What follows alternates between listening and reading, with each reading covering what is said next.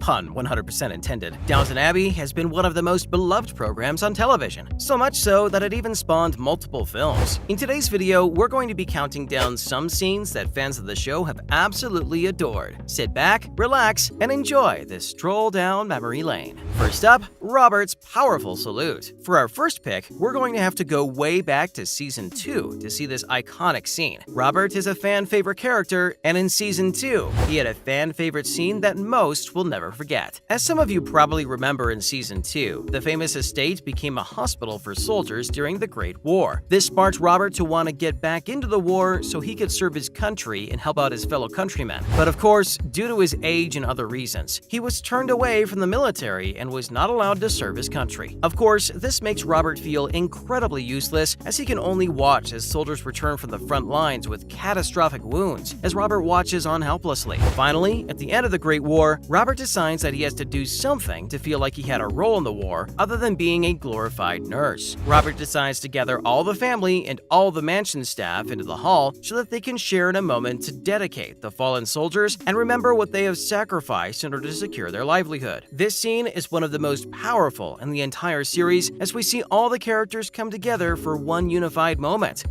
in which status or background no longer matters. For a moment for everyone to put aside their differences and celebrate something so much bigger than all of them. It's a tremendous moment for Robert and for the audience, and that is a worthy moment to kick off our countdown. Tom accepts his life and dances with Violet. Tom Branson is one of the most beloved characters in the show, as he is nothing like the other members of the family because, of course, he was not born into it. He married into it. Tom was introduced to us way back in season 1 as the family chauffeur, but he slowly breaks his mold as a staff member and eventually courts Sybil to the point of marriage. The two get married and even have a daughter together. It all seems well for Tom, except for the fact that he is now a member of a family that he has no desire to be in. Obviously, he is happy to be with Sybil, but he does not want to be the richy rich type. He was born a working class man and he was happy to be one. But it gets even worse for Tom when Sybil unfortunately dies, leaving him with his daughter to be part of her family without her. Tom struggles with her death and also struggles with having to adapt to this lifestyle, as he knows that nobody in the family truly accepts him as one of them, especially now with Sybil dead. But in one of the show's Christmas specials, Tom has a huge breakthrough. Tom finally decides that he's done living like a rebellious outsider and chooses to step up to the plate and become a full member of the family, despite the fact that not everyone fully accepts him. So he decides to ask Violet to dance, which of course is a symbol of loyalty and good faith towards the entire family. It's an amazing turning point for Tom, and it lets the audience know that Tom is here to stay. Now, a happy ending for Mrs. Hughes. Obviously, the show is centered around the Crawley family and their various staff members and the relationship and dynamic between them, as well as they try to traverse early 1900s Europe. Well, one of the fan-favorite staff members is Mrs. Hughes, who serves as the head housekeeper for the family. She's hardworking and trustworthy, and she proves that to the audience and to the Crawleys time and time again. But during her hard work hours, she accidentally finds herself falling in love with the family's butler, Mr. Carson, another fan-favorite staff member. Eventually, the two end up professing their mutual love, and the two begin a relationship. However, in season 5, the relationship ramps up and becomes something much more serious. Mr. Carson decides to finally propose to Mrs. Hughes, and the two agree to be married. But that's not all. What makes this scene so great is the usually stoic Mr. Carson decides to tear down his walls and fully embrace the love of Mrs. Hughes, and he decides to put it all on the line. He reveals to her that he purchased them a cottage to live in together to live out the rest of their days. Mrs. Hughes is of course ecstatic and cannot believe that he had done this for them. The pair finally get to be together in a place just for them, and they end up getting their happily ever after together. It's a beautiful ending for two amazing characters, and it's definitely a fan favorite scene in the entire show. Next, Williams's heroic send-off. While this scene is essentially the catalyst that sparked the scene that we put at the top of our list, we had to put this moment on the list as it involves a fan favorite character and an absolutely heart-wrenching scene that is delivered in a way that only Downton Abbey can provide. William Mason was not on the show for very long, but if you asked a fan of the show who their favorite staff members was throughout the series, I would be willing to bet that at least 30% of the people asked would say William, which is crazy considering how short his time on the show was. William was introduced in season 1 and quickly became a favorite amongst fans, but with the season 1 finale announcing that the Great War had begun, William is quick to sign up and go to war alongside Matthew and Thomas. While in the trenches, William decides to sacrifice himself in order to save Matthew's life, but in a tragic turn of events, we find out that he actually has a fighting chance of survival and makes it back to the makeshift hospital set up at the manor. William holds on for as long as he can, but it ends up being to no avail. William's wounds are just too great, and he unfortunately passes away. William had grown to become such a fan-favorite character, and had even married Daisy, and I think that fans were really rooting for him to make it through the war, so he could make it back to Daisy. But of course, if William made it back, then that means that Matthew probably wouldn't have, and that would mean that he would never have gotten the chance to marry Mary, and of course have a child with her. This scene and this character will never be forgotten by true fans. Now, Mary owns up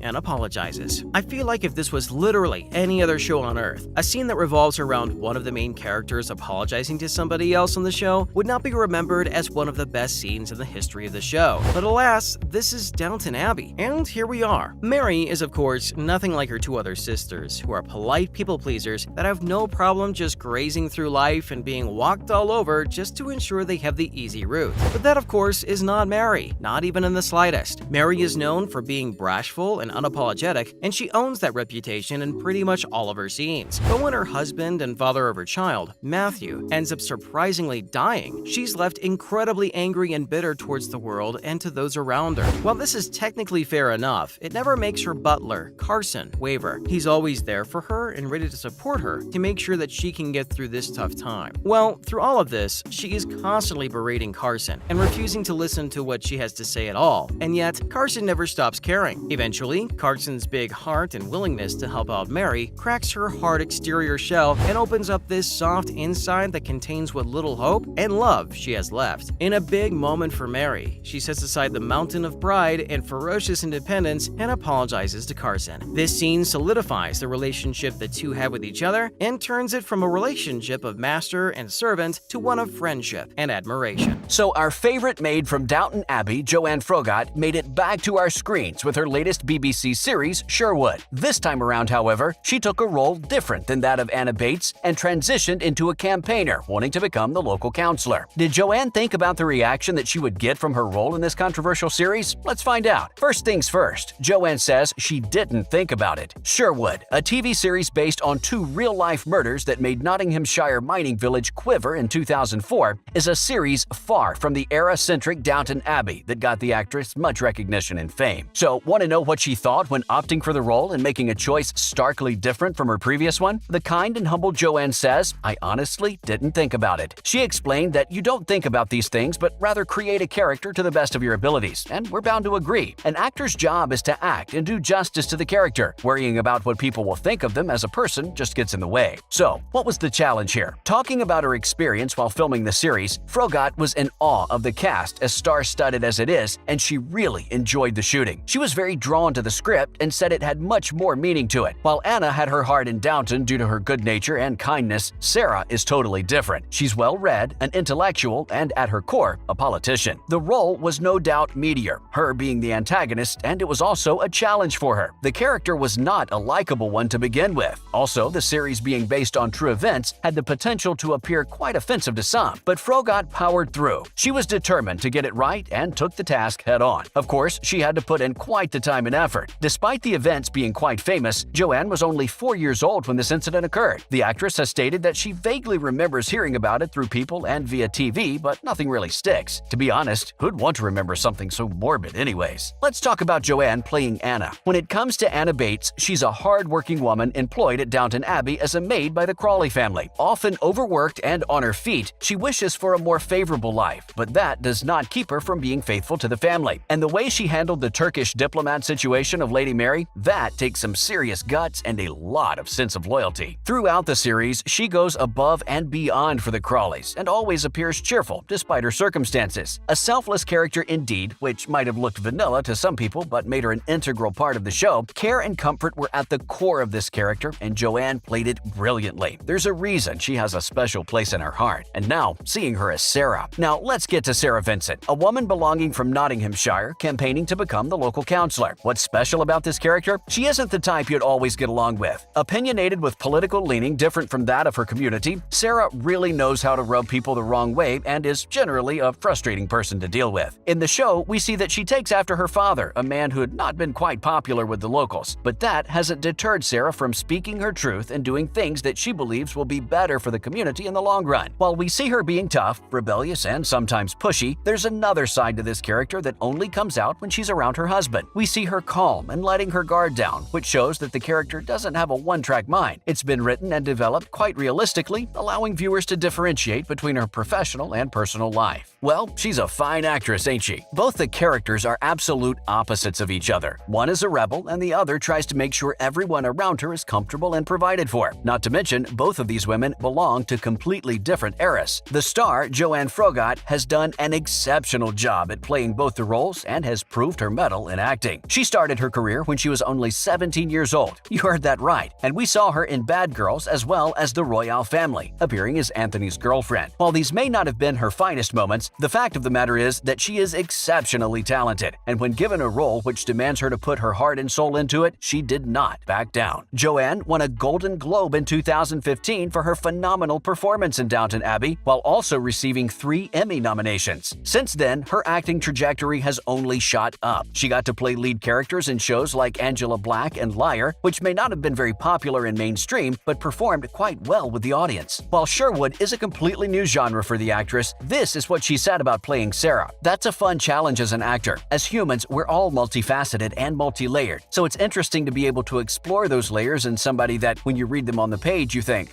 okay, this one's a piece of work." Our thoughts exactly. We have to say, though, that as happy as we are for her finding challenging roles, Anna Bates will always have a special place in our hearts, not just for the brilliant acting, but also because we really connected with her. What's your take on this? Let's move on to the latest news and updates. Downton Abbey 2? Let's go. That's right, folks. The second sequel is here, and fans can't help but jump with joy. The good news is that most of the original cast is back once again, including the folks from upstairs, Michelle Dockery and Dame Maggie Smith, while Joanne Froggatt and Leslie Nicole returned downstairs, back to duty. Some new faces, such as Dominic West, have been added to the cast, and he has admitted that joining the show at this point was quite intimidating, as people have established associations with other characters. We see what you mean, Dominic. Getting into the movie, it looks like the Crawleys are off to the French territory as they hear some shocking revelations from Violet. While we aren't really in favor of giving out spoilers, the movie reveals how the manor has been given to be used as a film set and how there's more mystery to Violet's inheritance. So much drama in a single sequel feels exactly like the Downton Abbey closure we all needed. Also, this one's quite the celebrated cast. Speaking of Downton Abbey, we do wonder what other characters who we have adored have been up to all these years. Have you been wondering the same? Well, we tracked them down, and you'll be surprised to know that Hugh Bonneville, aka Robert Crawley, was appointed as the Deputy Lieutenant of West Sussex. Well, we're sure he's doing a fantastic job. The man won 2 Emmy Awards for his role in Downton Abbey after all. And let's not forget Jim Carter, aka Mr. Carson, the butler, who takes his job with the utmost seriousness. We are so glad he's back in the recent movie, and it would never be Downton Abbey without him. His epic performance in the series got him 4 Emmy nominations. We'd like to get you in on a secret. We had the biggest crush on John Bates, a no-nonsense character with strong principles and a heart of gold, and Brendan Coyle did absolute justice to the character. He was nominated for an Emmy and a BAFTA for his performance, and we are so happy that he has rejoined the cast for the 2022 movie. We wouldn't forget Lady Mary in a hurry. Michelle Dockery was nominated for a Golden Globe and 3 Emmys for her incredible performance in the series. These stars have been on quite a journey, playing characters layered with depth and meaning. It had really been a treat for us all, and to be honest, we won't mind another sequel or 2 or 3. Coming to the magic that is Maggie Smith. Regarding the cast, mainly Maggie Smith was applauded going towards her car after the last shot. The movie director, Simon Curtis, said that they managed to make a passageway from the set to her car. Stars from the show acknowledged that Maggie Smith was certainly a force to be reckoned with, as she inspired everyone to raise their acting game whenever she was on set. Elizabeth McGovern, aka Cora Crawley, also said that Maggie herself doesn't know what she does that people love so much. We all admire the effort she puts into the series. Well, don't let us keep you. Go on and watch the movie, which is available for streaming on Peacock TV, or rent it via Amazon Prime. Just do not miss it. Hysterical laughter, cameramen getting in the way of shots, and actors messing up lines are all part of a movie or TV set, and the resulting bloopers are often almost as good as the main subject. With a cast as big as the one in Downton Abbey, there were bound to be some great times. In this video, we're discussing the show's funny moments and bloopers. First up, Shirley MacLaine and Maggie Smith. Anyone from the cast sharing a scene with Shirley MacLaine and Dame Maggie Smith was super excited because the 2 iconic actors had stories to share from Hollywood's rich and famous. Stories that no one else had heard before. So, you can imagine the energy on set while shooting with these 2 when they had so much to spill. Dan Stevens, the actor who played Matthew Crawley, recalls that the time he spent with MacLaine between takes is one that he'll never forget. Everyone on set was all ears for any juicy gossip. MacLaine also mentioned that she'd known fellow actor Dame Maggie Smith for over 40 years, and it was a delight to be sitting on set all day, just 2 senior citizens gossiping. MacLaine made her debut in season 3 as Martha Levinson, Lady Cora's mother. She comes from America to attend Lady Mary and Matthew Crawley's wedding at Downton, and now TV antennas and egg trays. Speaking of historical inaccuracies, another funny discrepancy was pointed out during season 1 of Downton Abbey that no one saw coming. A television aerial was spotted fixed to a house during one of the exterior interior shots. It appears that while Downton Abbey managed to get millions hooked to the show by capturing the essence of the past, it somehow missed the mark on fine-tuning the details. A television in 1912? The sheer horror. Similarly, another instance of missing out on the finer details comes from season 4, episode 8, during one of the kitchen scenes. While the cast is discussing Alfred's return upon the death of his father, we see eggs laid out on the kitchen table. But what's interesting about these particular eggs is that they've got that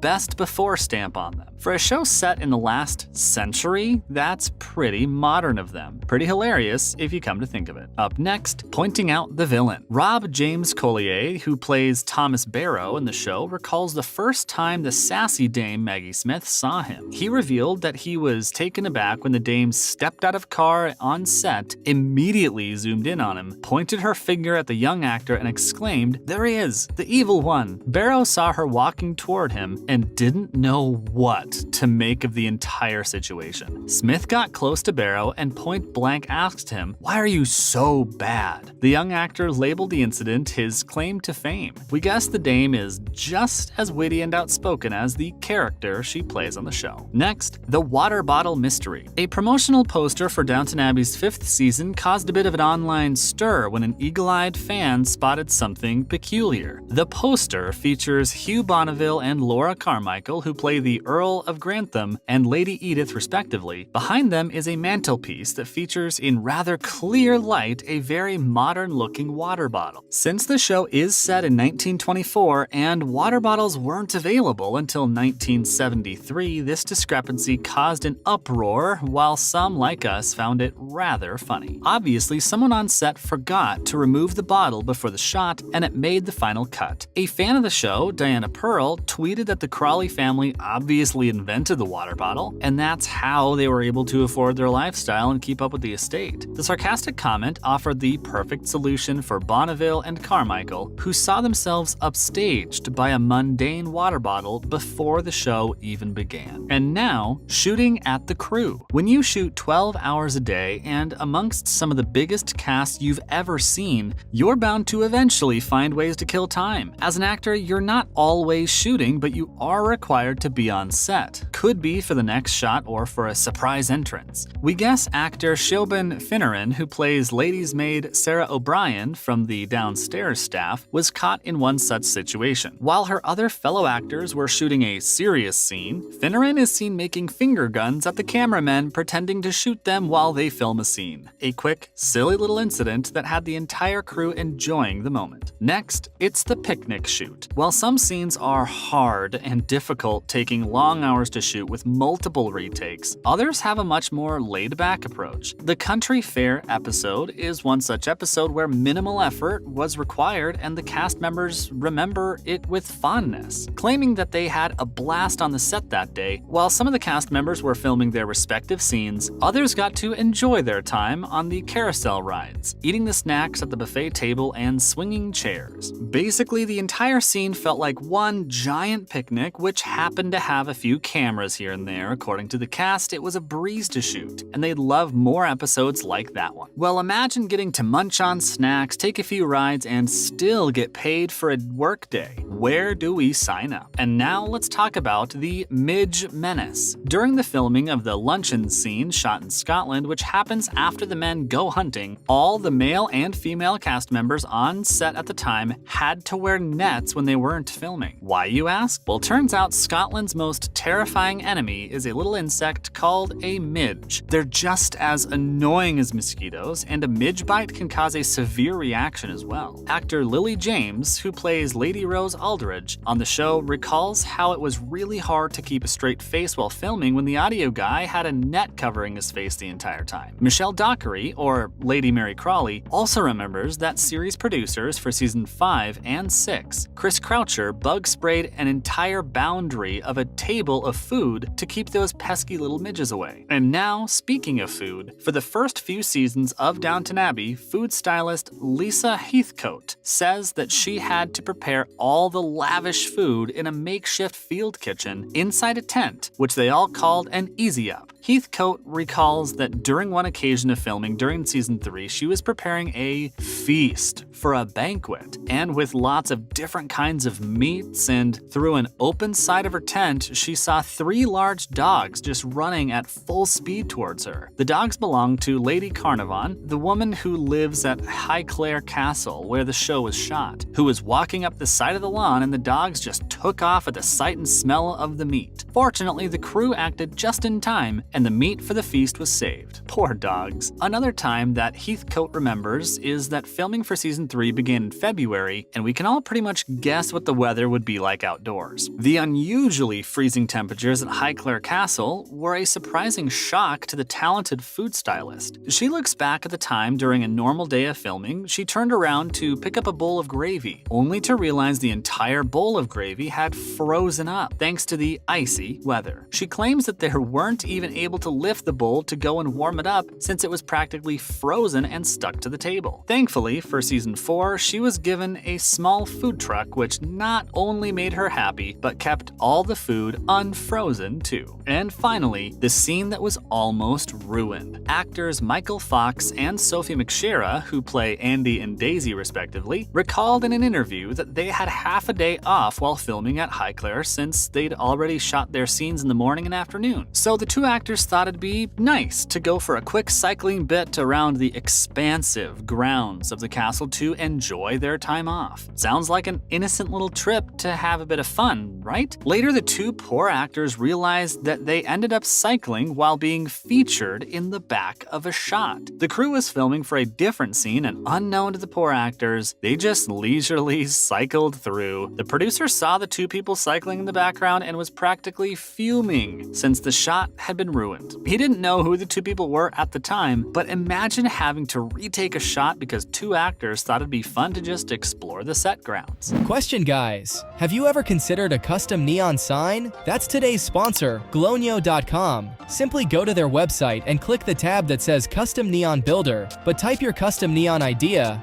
Wow, looks great. Then, check out, and it will be shipped directly to your door. Use code YouTube to receive 20% off your first order.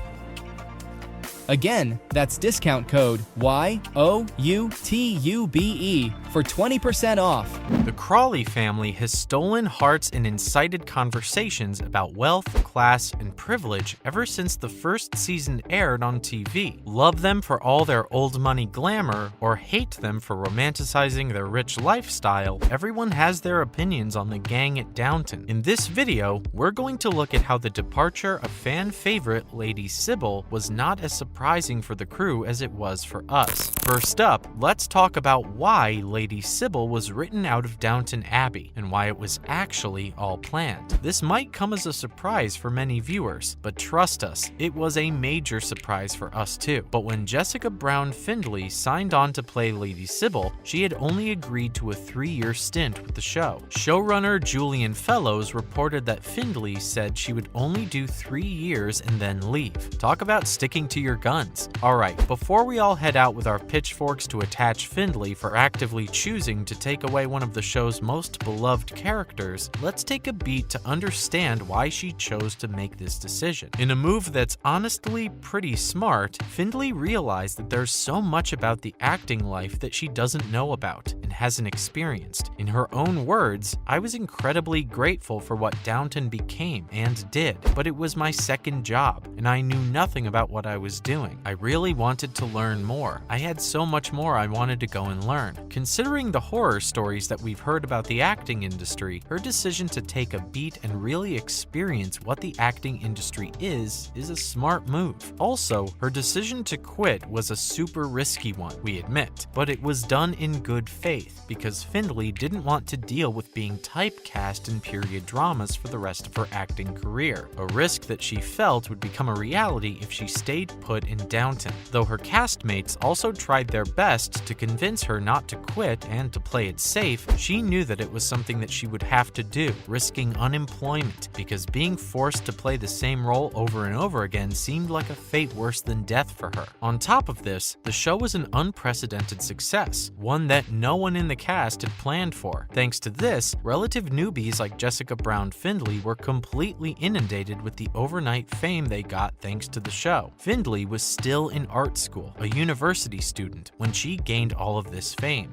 finding out that 14 million people had watched the show when it first dropped. Whoa, we can't even begin to visualize 14 million people, even though we were one of them. As it turns out, Findlay got the diverse roles she was hoping for, starring in dystopian TV anthology Black Mirror, getting to debut alongside Colin Farrell in Winter's Tale, starring in a horror movie, and also being lucky enough to star in Victor Frankenstein along with James McAvoy and Daniel Radcliffe. Findlay also had her streaming platform debut through Netflix's The Guernsey Literary and Potato Peel Pie Society. We're super glad that her gamble paid off, because her acting talents should be shown to the entire world.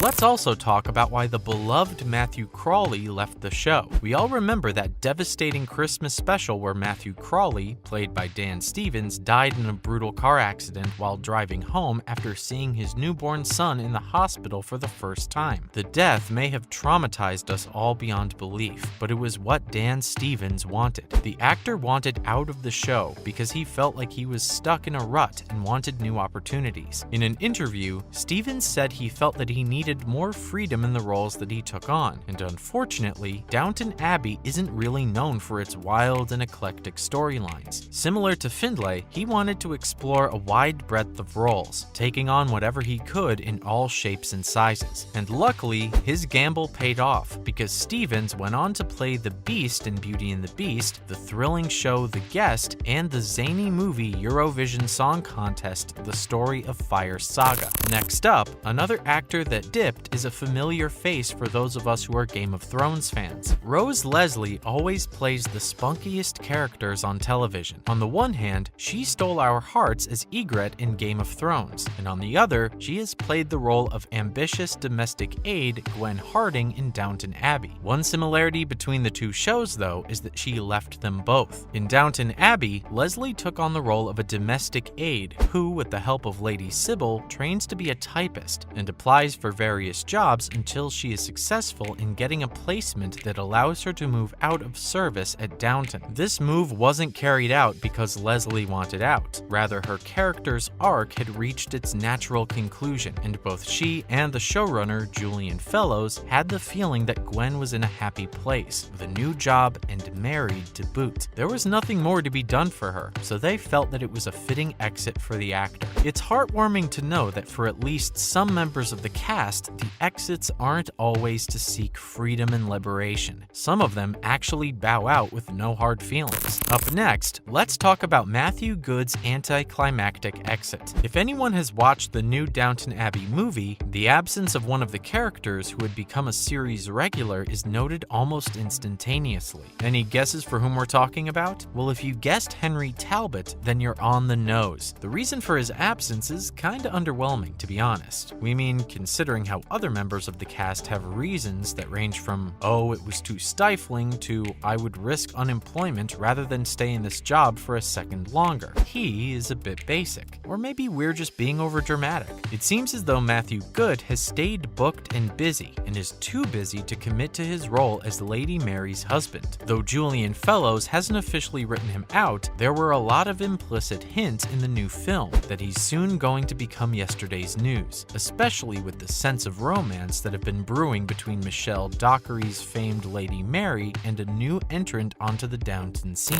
And now, who can forget the drama caused by Jimmy Kent and his departure from the show? Hold your horses, there was no drama off-screen between the cast, crew, and Ed Spielers, who had been cast as Jimmy for 3 seasons. Rather, all the drama took place on screen, through some rather torrid scenes. Spielers is also famous for his goosebump-inducing portrayal of Stephen Bonnet on the show Outlander, and rose to fame through the character of Jimmy Kent on Downton Abbey. Though we still don't know why he left the gig, come on, what's the big secret? We do know that Spielers was all praises for his time there, calling it an amazing gig. When asked about whether we'd be seeing him and his lavish act on screen again with the new Downton film, Spielers was quick to disappoint, saying that unfortunately, he would be too busy with Rain Man. And besides, coming back to the show wouldn't make sense for his story. Well, if all's well that ends well for everyone involved, then we're happy with this ending too. And finally, who can forget the drama that surrounded the character of Ethel? What happened to her? Amy Nuttall had quite the dramatic role to play on Downton Abbey as the domestic aide Ethel Parks. Her plotline ended and began with her having an affair with a soldier that was resting and recuperating at Downton, getting pregnant, and then subsequently abandoned by the dad. To make matters worse, she was then fired from Downton. Julian Fellowes really didn't hold back because her character struggled to raise her child and was forced to turn to prostitution. Luckily, things turned out all right in the end, as she begins to work as a housemaid near her son, who is looked after by her wealthy grandparents. This turn in her tale was actually written into the show after Nuttall exited the first time after having her child. It came as a surprise to her as well, but showrunner Julian Fellowes felt that it was in poor taste to leave her in such a miserable situation, so she deserved a nice and relatively neat conclusion. Though it might be unexpected, we are glad that Ethel Parks got her happy ending. The world of Downton Abbey may have closed its doors, but its stars have continued to shine brightly in new and exciting ways. From the grandeur of the Crawley family's estate to the glitz of Hollywood and beyond, the cast has taken on a variety of roles that showcase their incredible talent. Whether it's reuniting on the big screen, diving into new projects, or exploring personal passions, these actors have proven that life after Downton is anything but dull. Fans of the beloved series have eagerly followed their journeys, curious to see where their favorite characters have landed. Let's take a closer look at what the Downton Abbey stars have been up to since the final episode aired. The highly anticipated Downton Abbey film brought the cast back together, much to the delight of fans worldwide. This reunion on the silver screen allowed viewers to revisit the beloved characters and the world they had grown so fond of, reigniting the charm and elegance of the Crawley family and their staff. The film's success not only highlighted the enduring appeal of the series, but also showcased the cast's ability to slip back into their roles effortlessly, as if no time had passed since the show's finale. Beyond the film, many of the actors have taken on new and diverse roles in both television and film, proving their versatility as performers. From period dramas to modern thrillers, the stars of Downton Abbey have continued to captivate audiences with their range and depth, solidifying their places as some of the most talented actors of their generation. Michelle Dockery, who played the poised Lady Mary, has taken on a variety of roles that highlight her acting prowess. From her gripping performance in Good Behavior to her role in the Netflix series Defending Jacob, she has proven her ability to tackle complex characters with depth and nuance. Similarly, Laura Carmichael, known for her portrayal of the kind-hearted Lady Edith, has ventured into new territory with roles in The Secret She Keeps and Marcella, showcasing her versatility and emotional range. These projects have allowed both actresses to explore different facets of their talent, earning them critical acclaim and expanding their fan base. The cast's ability to transition seamlessly between genres, from period dramas to intense thrillers, is a testament to their skill, adaptability, and unwavering dedication to their craft. Not all the stars have confined themselves to acting. Hugh Bonneville, who brought the dignified Lord Grantham to life, has ventured into voice acting and even authored a children's book, showcasing his versatility and love for engaging young minds. His work beyond the screen reflects his creativity and passion for storytelling, proving that his talents extend far beyond the confines of Downton Abbey. Meanwhile, Joanne Froggatt, who played the beloved Anna Bates, has used her platform to advocate for important causes, including women's rights and mental health awareness, becoming a voice for those who often go unheard. These personal endeavors highlight the cast's commitment to making a positive impact both on and off the screen, demonstrating their dedication to using their influence for the greater good. Their journeys remind us that there is life beyond the roles that made them famous, inspiring fans to see them as multifaceted individuals with passions and purposes that transcend their on-screen personas. The legacy of Downton Abbey extends far beyond its 6-season run, cementing its place as a cornerstone of modern television. The series became a cultural phenomenon, captivating audiences with its intricate storytelling, richly drawn characters, and lavish depiction of early 20th century England. Its exploration of themes like class, family, and social change resonated deeply with viewers, sparking conversations that continue to this day as fans dissect its nuanced portrayal of historical and personal struggles. The show's ability to balance drama, humor, and heartache made it a timeless classic that transcends generations, appealing to both young and old with its universal themes and emotional depth. Its influence can be seen in the countless period dramas that have followed, each striving to capture the same magic that made Downton Abbey so special. Yet few have managed to replicate its unique blend of elegance, wit, and heartfelt storytelling. The impact of Downton Abbey is not limited to its storytelling. It also lies in the way it brought its cast together. The chemistry between the actors was palpable, both on and off the screen. This sense of camaraderie translated into unforgettable performances that felt authentic and heartfelt. The bonds formed during the show's production have endured, with many of the cast members remaining close friends. This sense of community has been a source of strength for the actors as they navigate their careers and personal lives. It's a testament to the lasting connections forged during their time at Downton. Behind the scenes, the creative team played a crucial role in bringing the world of Downton Abbey to life. The show's meticulous attention to detail, from the stunning costumes to the elaborate set designs, transported viewers to another era. The music, composed by John Lunn, added an emotional depth that enhanced the storytelling. Every aspect of the production was carefully crafted to create an immersive experience that felt authentic and true to the time period. This dedication to excellence is one of the reasons why the series continues to be celebrated as a masterpiece of television. As the cast has moved on to new projects, they have carried with them the lessons and experiences gained from their time on Downton Abbey. The show not only shaped their careers, but also left a lasting impression on their personal lives. Many of the actors have spoken about how the series taught them the importance of collaboration and the value of storytelling. These lessons have guided them as they take on new challenges and explore different creative avenues. The impact of Downton Abbey is evident in the way they approach their work and the passion they bring to every project.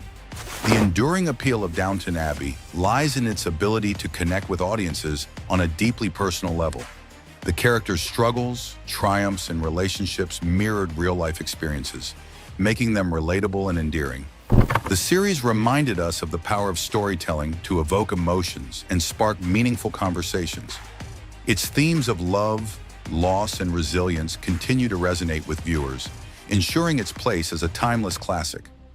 The show's legacy is a testament to the enduring power of well-crafted narratives and unforgettable characters. For the cast, Downton Abbey was more than just a job. It was a transformative experience that shaped their lives in profound ways. The friendships formed on set have endured, and the lessons learned continue to inspire them. As they move forward in their careers, they carry with them the spirit of Downton, a reminder of the magic they created together. Their journeys since the show's conclusion are a testament to their talent, resilience, and passion for their craft. Fans can take comfort in knowing that the legacy of Downton Abbey lives on through its stars. As we reflect on the impact of Downton Abbey, it's clear that the series has left an indelible mark on popular culture. Its influence can be seen in the way it has inspired new generations of storytellers and captivated audiences around the world. The show's ability to balance drama, humor, and heartache has set a standard for television excellence. Its timeless appeal ensures that it will continue to be celebrated for years to come.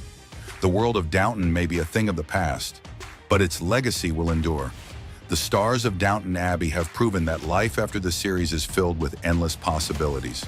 From new roles to personal endeavors, they have continued to captivate and inspire. The show's legacy lives on through their work and the lasting impact it has had on audiences worldwide. As we celebrate their journeys, we are reminded of the power of storytelling to connect us and leave a lasting impression.